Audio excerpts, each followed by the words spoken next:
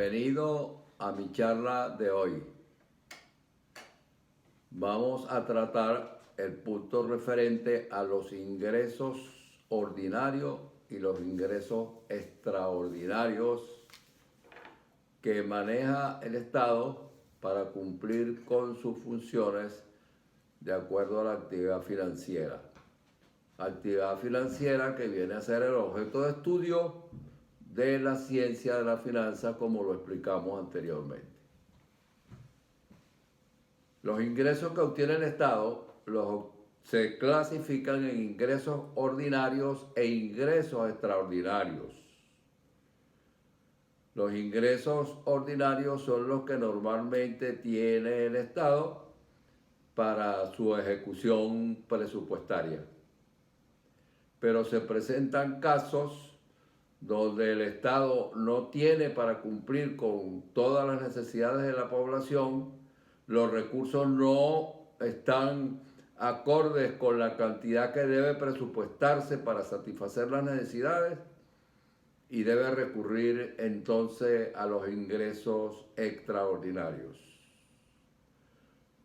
Lo justo sería de que el Estado administre sus recursos y esos recursos vengan de los ingresos ordinarios.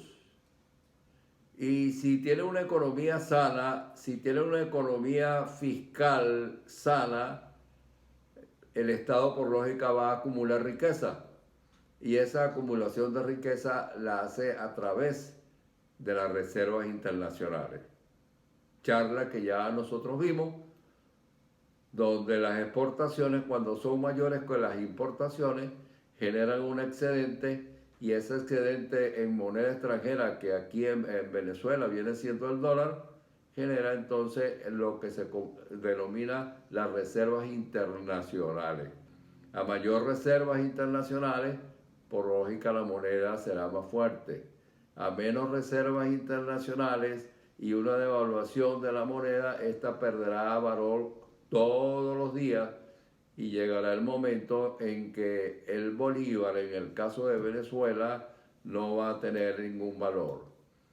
Es ilógico en ese caso estar ahorrando en la banca con unos intereses del 2 o del 3% o del 15%, por ejemplo, y la inflación está acumulada en estos momentos más de 5.000% en un año. Usted lo que está haciendo en ese caso es perdiendo dinero.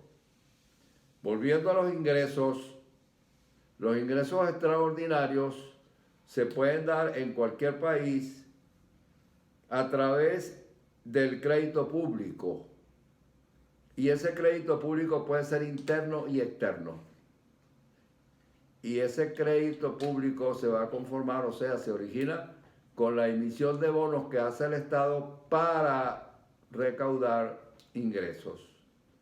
Si la economía está boyante, si la economía está buena, si el Producto Interno Bruto está incrementándose, si las reservas internacionales tienen los suficientes dólares para respaldar la moneda que está en circulación, el crédito público va a ser fácil y las tasas de interés serán bajas.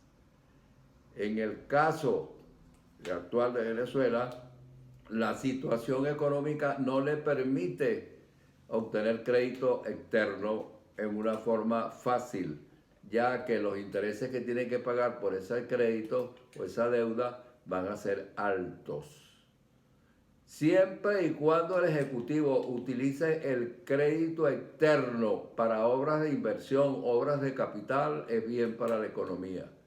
Pero si el Estado o el Ejecutivo va a utilizar el crédito externo para gastos corrientes, o sea, nómina, etcétera, eso no va a ser beneficioso para el país, porque lo que va a dar paso es al comienzo de un proceso inflacionario y a la vez llega también al proceso de la hiperinflación. El segundo caso para obtener ingresos extraordinarios es a través de los impuestos extraordinarios. Y esos impuestos extraordinarios vienen a ser impuestos que no estaban contemplados y ahora se van a hacer, y estos van a pechar, o sea, le van a cobrar al sector privado o al sector financiero una tasa, un porcentaje indicado de acuerdo a la emisión, o sea, de acuerdo al dinero que se vaya a pagar. No podemos hablar de la emisión de cheques en estos momentos nada más porque se puede pagar en estos momentos a través del sistema electrónico, porque estamos en un país donde se está emitiendo dinero inorgánico, pero dinero digital, dinero electrónico. No hay dinero contante y sonante. Como hablamos en una charla anterior, el dinero contante y sonante que hay circulando de acuerdo a la masa monetaria es apenas el 3%. Entonces, el impuesto extraordinario en esa forma, si el problema sigue de que no se consiguen ingresos para hacerle frente a las necesidades y ya se implementó los impuestos extraordinarios, esto puede llegar el momento en que continúen y pasan a ser unos ingresos ordinarios como el impuesto sobre la renta que normalmente obtiene el Estado. El Estado también puede obtener a través de la enajenación de bienes nacionales ingresos extraordinarios. Pero eso viene a ser lo que se denomina la privatización. Puede vender empresas, etcétera, etcétera, para obtener ingresos. Si esos ingresos van a la formación de capital, ok, vendo una empresa para invertirlos en otra empresa, una empresa que el Estado va a obtener mayores recursos, ok, pero si el Estado vende esas empresas y utiliza los ingresos para el pago de nómina, para dádivas, bonos, etcétera, no gastos de inversión, sino gastos de consumo, por lógica que va a tener el mismo problema, va a dar paso a la inflación y después vamos a tener el proceso hiperinflacionario. Llega el momento en que el Estado, por haber vendido los bienes del Estado y utilizarlos en consumo, en gastos de nómina, no tiene cómo hacerle frente a la necesidad, y entonces viene la emisión de dinero inorgánico, que es el cuarto paso que puede dar el Estado para obtener ingresos extraordinarios. Eso se denomina emisión de papel moneda anteriormente. Ahora estamos emitiendo dinero a través del sistema electrónico y la forma digital. Esa emisión de dinero inorgánico es lo que está ocasionando justamente el proceso hiperinflacionario, porque como hemos comentado en otras charlas, no hay respaldo de la producción.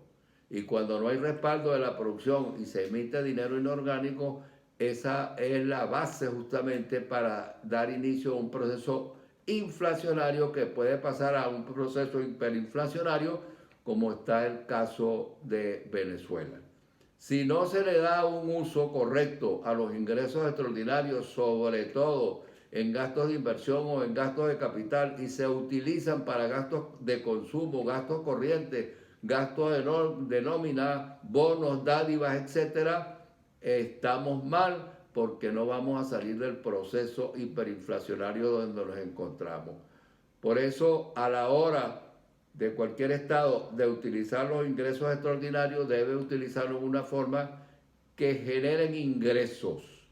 En la crisis del año 1928, Estados Unidos tenía una tremenda crisis y el economista John F. Keynes propuso que había que aumentarse el gasto público, y ese gasto público tenía que hacerse para darle empleo a la cantidad de desempleados que se había conformado. Entonces, claro que se hicieron gastos no de nómina, no gastos corrientes, sino se hicieron en construcciones, en carreteras, en viviendas, y eso generó empleo. Y al generar empleo, por lógica, el Estado iba a obtener mayores ingresos, porque había mayor personal que iba a pagar el impuesto sobre la renta. Y al estar pagando mayor impuesto sobre la renta, el Estado iba a tener mayores ingresos. Esos mayores ingresos que pudo obtener el Estado fueron utilizados para cancelar la deuda pública, o sea, el crédito público que le fue otorgado para hacerle frente a la crisis económica.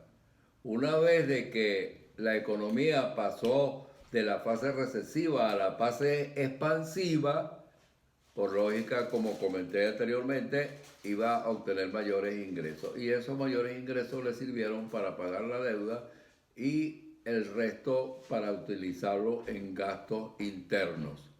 Ahí se le dio un empuje a la economía y esa pasó a una fase expansiva, recuperándose justamente de la crisis económica con el aumento del gasto público, pero aumento del gasto público en obras, en bienes de capital, en inversiones, porque si lo hubiese hecho para el pago de, de nóminas y de bonos, otro gallo cantaría porque lo que iba a generarse era un proceso inflacionario.